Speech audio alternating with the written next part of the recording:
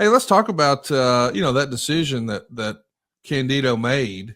Do you think if he would have not been so selfless and not tried to help Barry out and make it a cool program and been a wrestling fan? I mean, that's what he was trying to do, is make good wrestling rather than think about himself or politically or whatever. Do you think if he would have just beat Barry once and moved on, that he could have had an opportunity to break out of that preliminary status, or was his height always going to be a limiting factor for Vince McMahon? I think the latter, the height is going to. He has certain limitations. You know, he's probably 5'8", Yeah. somewhere in that neighborhood. Thick guy, so he looked good, but I think I think that's a situation in my view is he just had a, he just had a kind heart, and he actually was doing business the right way, quite frankly. So I always admired him for that. He had a good mind for the business. It's just he had his heart broken so many times by Sonny that he lost a lot of credibility and clout in the locker room. And when you do that, it's hard to retrieve it. And that's what happened with him. I think he lost a lot of credibility in the locker room because it seemed as if he was condoning her promiscuity. Yeah, you nailed it. And lucky. So I just, it's just that whole story of her, of Tammy and Chris is a sad story. We can talk about it. We can all we want, but it's never going to have a happy ending, as evidenced by her prison term right now for drinking and driving. And I think she had the guy was killed in that wreck, right? And didn't she kill somebody in her car wreck? Wasn't that the deal? I feel Yes, bad. sir. I just feel bad for her in that respect. Bad decisions, and she made plenty of them, and some of them she couldn't return from.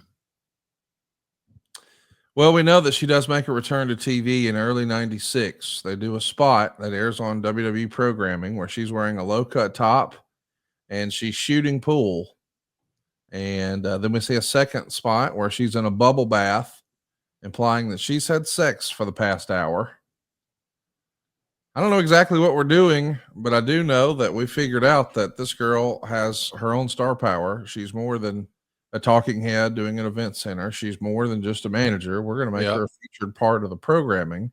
Right. And one of the things that perhaps led to this, and I think Dave wrote about this in Chris's obituary in 2005 in the Observer, I think Tammy is the first company paid for breast augmentation.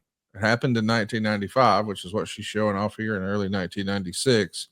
Were you involved in that process? I mean, can you just tell us what you remember about? I know that sounds silly, but that's what's been discussed, that she was the first company paid or sponsored breast augmentation. That's probably true.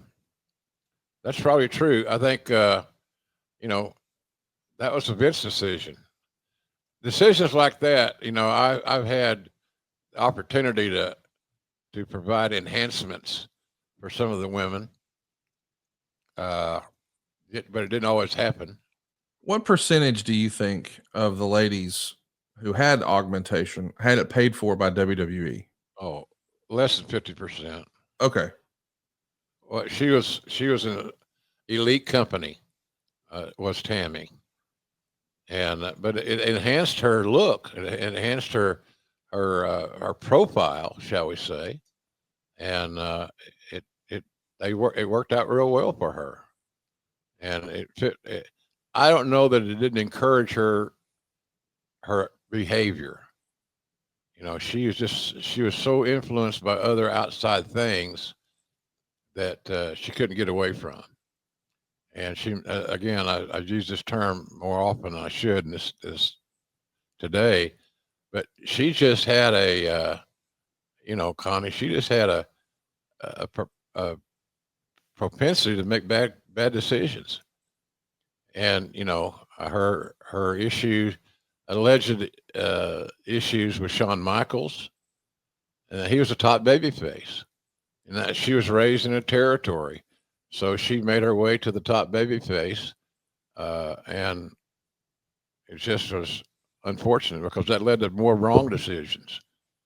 And like I said, what I was always kind of surprised about was the fact that the undertakers of the locker room, for example, were just disappointed in her conduct and how Chris responded. It just destroyed him. He loved her immensely, and he was willing to turn his head and move on, even though it was heartbreaking.